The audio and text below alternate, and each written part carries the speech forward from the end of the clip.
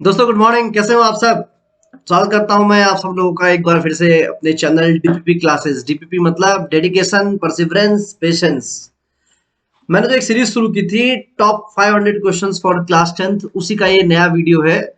और आज के वीडियो में हम दो नए क्वेश्चंस को देखेंगे जो बहुत ही इंपॉर्टेंट है और सीबीएसई ने कई बार पूछ रखे हैं। हालांकि इस बार तो 10th का एग्जाम कैंसिल हो गया है, लेकिन आने वाले साल में भी एग्जाम्स तो होगा ही। तो आप लोग पढ़ते रहिए और जो बच्चे 9th से 10th में इस बार प्रमोट हो रहे हैं वो अपनी तैयारी अभी से ही स्टार्ट कर दें। तो चलिए वीडियो को स्टार्ट करते हैं और अपने दोनों सवाल को बारी बारी से देखते हैं और उनको सॉल्व करते हैं।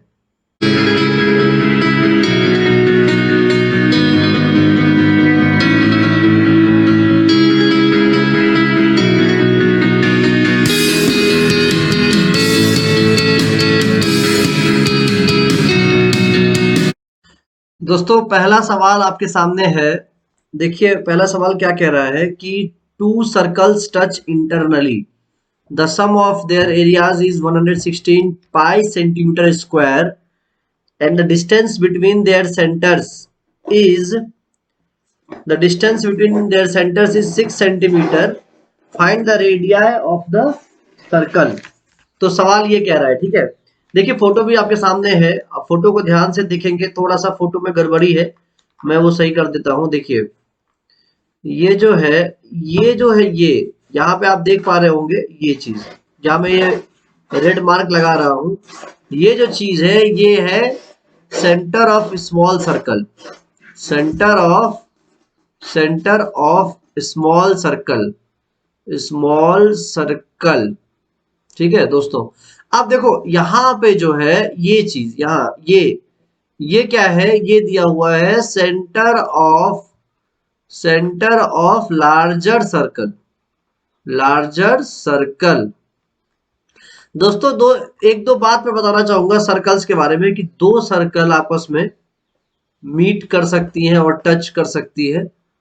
कैसे, देखिए एक तरीका ये होता है टच करने का कि ये एक्सटर्नली टच कर जाए दो सर्कल, ठीक है, ये देखिए इस तरह से, ठीक है।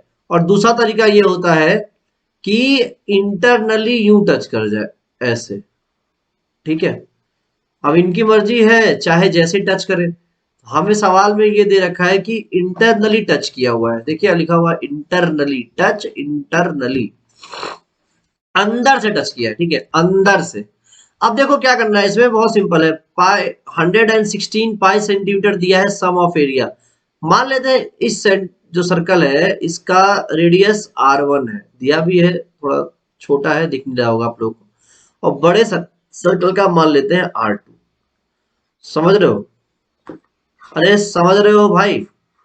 अब देखो इसमें क्या करना है, पहली इक्वेशन तो कोरिया के बच्चों को भी दिखाई देगा कि पाई R1 का स्क्वायर प्लस पाई R2 का स्क्वायर इज इक्वल टू 116 पाई। अब यहाँ एक खोपचा आइटम बता देता हूं मैं, खोपचा। देखो एरिया ऑफ सर्कल जो होता है वो क्या होता है, pi r square. Area of perimeter of circle क्या होता है, 2 पाई आर, ठीक है। एरिया ऑफ रेक्टेंगल क्या होता है, length into breadth. Perimeter of rectangle क्या होता है, 2 इंटू लेंथ प्लस ब्रेथ, ठीक है। स्क्वायर का भी देख लो, स्क्वायर का एरिया क्या होता है, साइड इंटू साइड, और पेरीमीटर क्या होता है, 4 इंटू साइड, ठीक है। तो ये हो गया। अब आप देखो यहाँ से पाई कैंसिल हो जाएगा, तीनों में पाई है कॉमन आके, तो एक इक्वेशन हमारे पास बन गई R1 square plus R2 square is equal to 116। दूसरी इक्वेशन कहां से आएगी, ध्यान से देखो। डिस्टेंस बिटवीन सेंटर 6 सेंटीमीटर दिया हुआ है, क्या दिया हुआ है, डिस्टेंस बिटवीन सेंटर 6 सेंटीमीटर दिया हुआ है। तो डिस्टेंस देखो यहां से, अगर हम ये चीज देखें भाइयों, ध्यान से देखो, अगर हम ये चीज देखें, ये दोनों के बीच का डिस्टेंस है, ये चीज आपको दे रखा है 6 सेंटीमीटर, थोड़ा सा ये लाइन ऊपर चला गया, ये चीज। तो देखो अगर मैं ये पूरा को R2 मानता हूं, अगर मैं पूरा को R2 मानता हूं और यहां से यहां तक हमारा R1 है, तो क्या ये मैं नहीं लिख सकता हूं कि R2 minus R1 is equal to 6। समझ पा रहे हो तो बताओ, नहीं समझ पा रहे हो तो वही बताओ, इसमें कोई डाउट नहीं है। एक बार फिर से बता देता हूं, देखिए कि अगर ये सर्कल है, मान लीजिए ये सर्कल यहाँ पे है, पहला सर्कल, ठीक है, और ये दूसरा सर्कल है। अब अगर ये चीज, इसका रेडियस ये आर है, और यहां से ये अगर यहाँ पे सेंटर पे दूसरे का, बड़े वाले का सेंटर ये है, तो ये चीज क्या होगा, R2 होगा। तो R2 माइनस R1 कितना आ जाएगा आपका, 6 आ जाएगा। बड़े में से छोटे को घटा दिया। और थोड़ा सा समझाना चाहूँ तो मैं, देखो ये जो पूरा है ये R2 दे रखा है, और यहां से यहां तक ये हमारा R1 दे रखा है। तो ये चीज जो होगा वो क्या होगा, R2 माइनस R1 नहीं होगा। वही आप समझ में आ गया होगा, नहीं तो बार बार रिपीट करके देख लेना, ठीक है। दो इक्वेशन हमारे पास आ गई है, अब हमको इनको सॉल्व करना है। कैसे सॉल्व करेंगे, कुछ नहीं करना, R2 की जगह पे लिख दो 6 प्लस R1। R2 की जगह पे क्या लिख दो, 6 प्लस R1 लिखो यहाँ पे। तो R1 square plus 6 plus R1 का whole square is equal to 116। जब इसको सॉल्व करोगे तो यह आ जाएगा R1 square plus 36 plus R1 square plus 6 दूनी 12 R1 इज इक्वल टू 116। ये 36 को उधर घुमा देते हैं तो ये आ जाएगा 2R1 square plus 12R1 minus 136 में से 80, 116 में से 36 जाएगा तो कितना बचेगा, 80 बचेगा, जीरो। ये इक्वेशन बन गई हमारे पास। अभी इस इक्वेशन को हमें क्या कर देना है, सॉल्व कर लेना है। कैसे करेंगे, देखो 8 दूनी के 16 यानी 160 लाना है हमको। 160 से हमको 12 लाना है, तो कर देते हैं भाई। देखिए 12 और 15 या 18, इसको एक काम करते हैं, देखो एक तरीका मैंने बताया था वही अपनाते हैं। मैं तो हमेशा वही अपनाता हूँ तो मेरा आसान हो जाता है। 160 को मैं ब्रेक कर लेता हूँ, 4 चौके 16। देखो कैसे ब्रेक करेंगे, 16 है तो 4 इंटू 4, और 10 है तो 5 इंटू 2। लाना क्या है, 12 लाना है। तो देखो मिल गया मुझे, 4 पंचे 4 दूनी 8 और 4 पंचे 20, यानी 20 और 8। देखो 20 8 से 12 हमें मिल गया, ठीक है। तो इसको ब्रेक कर लिया हमने। खोपचा आइटम को मैं मिटा देता हूं ताकि थोड़ी सी जगह मुझे मिल जाएगी।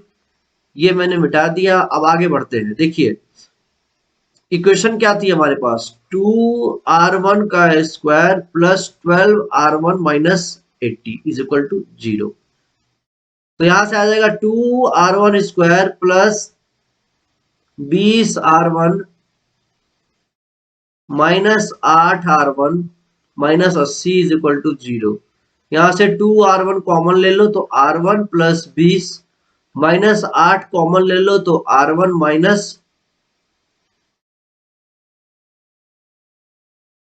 एक मिनट कुछ गड़बड़ हुआ है क्या भाई, 8 कॉमन लेंगे तो कितना बचेगा, R1 यहाँ गलती हो गया है। देखो 2 बाहर आएगा तो 10 बचेगा, ठीक है, और यहाँ पे बचेगा R1 प्लस 10। देखिए यही आपको लोग को समझना है कि अगर यहाँ पे डिफरेंट आता है कुछ, या अगले वाले ब्रैकेट में कुछ डिफरेंट आता है अगर, तो इसका मतलब ये हुआ कि आप कुछ गलती कर रहे हैं। आप दोनों ब्रैकेट को देखोगे, दोनों ब्रैकेट में क्या होना चाहिए, सेम होना चाहिए। समझ रहे हो आप। तो मुझे पता चल गया कि मैं यहाँ पे मिस्टेक किया था। यहाँ से आ जाएगा 2R1 माइनस 8 पहले ब्रैकेट में, और दूसरे ब्रैकेट में आ जाएगा R1 प्लस 10। यहाँ से R1 की वैल्यू 1 आ जाएगी माइनस 10, जो कि नहीं होगी क्योंकि निगेटिव कभी डिस्टेंस नहीं हो सकता। R1 की वैल्यू आ जाएगी 8/2 यानी कि 4। और अगर R1 4 आ गया तो R2 हमारा कितना आ जाएगा, 2 आ जाएगा। यही इस सवाल का उत्तर है। धन्यवाद। चलिए अगले क्वेश्चन चलते हैं। दोस्तों एक और सवाल आपके सामने है कि एक एक्सप्रेस ट्रेन में, सवाल पढ़ देता हूँ एक बार आप लोग के लिए। An express train takes 1 hour less than a passenger train to travel 132 kilometers between Mysore and Bangalore without taking into consideration the time they stop at intermediate stations. If the average speed of the express train is 11 kilometers per hour more than that of a passenger train, find the average speed of the two trains. देखिए सवाल बहुत आसान सा है। मैं एक picturise कर देता हूँ कि यहाँ पे एक माइसो स्टेशन है, ठीक है, और यहाँ पे क्या है, बेंगलोर स्टेशन है। इन दोनों के बीच में जो डिस्टेंस दिया हुआ है वो है 132 किलोमीटर। कितना है, 132 किलोमीटर, ठीक है। अब ये कह रहा है कि दो ट्रेनें हैं, एक एक्सप्रेस ट्रेन है और एक पैसेंजर ट्रेन है। अब एक्सप्रेस ट्रेन को ये 132 किलोमीटर जाने में कुछ समय लग रहा है। ध्यान से मेरी बात समझिएगा कि ये एक्सप्रेस ट्रेन को मुंबई से मैसूर से बैंगलोर जाने में कुछ टाइम लग रहा है, कुछ वक्त लग रहा है, ठीक है। और पैसेंजर ट्रेन को भी यहां से यहां जाने में कुछ वक्त लग रहा है। सवाल में ये दिया है कि एक्सप्रेस ट्रेन को ऑब्वियस सी बात है कि कम वक्त लगेगा। क्यों? क्योंकि एक्सप्रेस ट्रेन की जो स्पीड दे रखी है सवाल में वो 11 किलोमीटर ज्यादा दे रखी है। ध्यान से लास्ट लाइन पढ़ेंगे आप कि 11 किलोमीटर ज्यादा दे रखी है। तो पहले एक काम करते हैं, लेट अस सपोज कर लेते हैं कि let us suppose average speed of express train is x। अब एक बात बताओ, एक्सप्रेस ट्रेन को हम क्या मान लेते हैं? x मान लेते हैं। ऐसा ना करें, हम पैसेंजर वाले को x मानते हैं, ज्यादा आसान हो जाएगा। पैसेंजर वाले को हम क्या करते हैं, ज्यादा आसान करने के लिए x मानते हैं। तो ये बाकी चीज तो ऐसे ही हो जाएगी।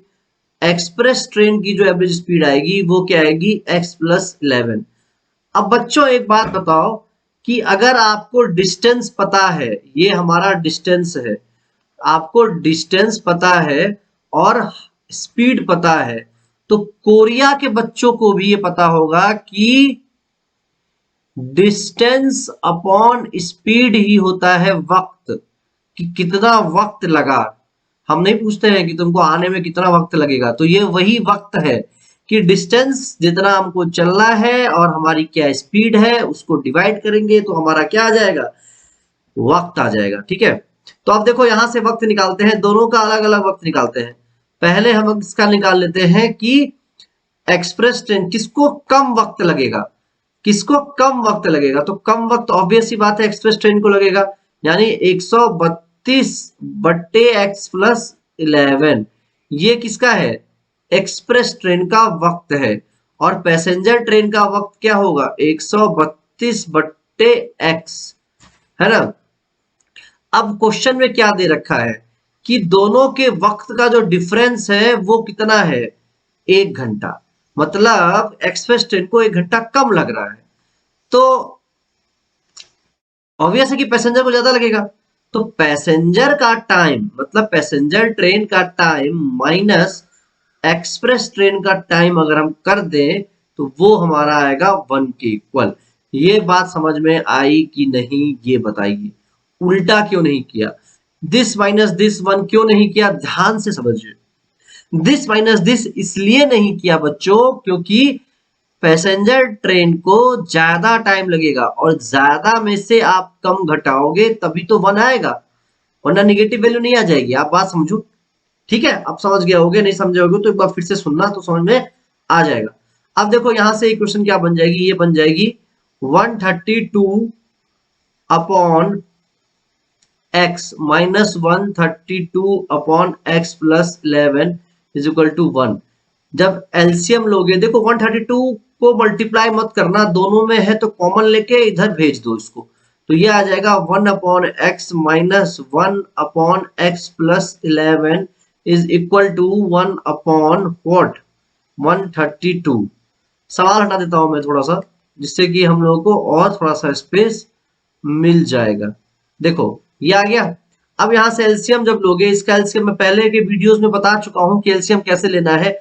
आप सीधा मल्टीप्लाई कर लो, जब मल्टीप्लाई करोगे तो नीचे क्या आ जाएगा, x इंटू x+11 और ऊपर आ जाएगा x+11 minus x is equal to 1 upon 132। यहां से देखो x बाजे बच जाएंगे, सिर्फ 11 रह जाएगा। अब क्रॉस मल्टीप्लीकेशन कर लो भैया। क्लास मल्टीप्लीकेशन ऐसे करोगे तो क्या आ जाएगा, जल्दी बताओ बच्चों। ये आ जाएगा 11 into 132, 11 into 132 is equal to x into x+11। इसको जब सॉल्व करोगे तो क्या आ जाएगा, देखो मल्टीप्लाई मत करना। मैं बार बार कहता हूँ बच्चों को कि बच्चों तुरंत मल्टीप्लाई कभी मत करना, क्योंकि आप एक बार मल्टीप्लाई करोगे फिर वापस आना पड़ेगा आपको। इससे अच्छा है कि वेट कर लो, बाद में आपको काम आएगा। अभी देखो कैसे काम आएगा। जब आप इसको सॉल्व करोगे तो ये आ जाएगा x² + 11x माइनस, ये इधर जाएगा तो माइनस हो जाएगा मैं कहता हूं इसको ऐसे ही लिख लो 11 इंटू 132, कोई मास्टर आपका नंबर नहीं काटेगा। ठीक है, अब इसको सॉल्व जब करोगे तो देखो यहाँ पे आपको क्या लाना है, 11 लाना है। अगर आप इसको मल्टीप्लाई कर देते तो फिर आपको फैक्टराइज करने के लिए पूरा दोबारा फैक्टराइज करना पड़ता, जो कि मैं कहता हूं इसको ओरली करो। देखो 11 तो है ही आपके पास, 132 को फैक्टराइज करोगे तो ये आ जाएगा 11 1 जा 11, 11 2 जा इंटू 11। देखो इसको मैंने फैक्टराइज कर लिया 132 को, तो ये आ गया। अब इस 12 को फैक्टराइज कर लेता हूं तो 11 इंटू 4 इंटू 3 इंटू 11। अब आपको दिखने लगेगा, देखो 11 तिया 33, 11 चौके 44, तो दो जो फैक्टर आ गए वो आ गए 44 और 33। बहुत इजी हो जाएगा आपके लिए बच्चों। ठीक है, मल्टीप्लाई कर लोगे तो थोड़ा सा टाइम ज्यादा लगेगा। तो अब यहाँ पे देखो सॉल्व कर लो, x square plus 44x minus 33x minus 11 into 132। अब यहाँ पे आप चाहो तो क्या करो, लिख लो मल्टीप्लाई करके। चलिए मल्टीप्लाई करके लिख लेते हैं, थोड़ा सा और खूबसूरत हो जाएगा, बच्चे भी खुश हो जाएंगे कि सर मल्टीप्लाई क्यों नहीं कर रहे हैं।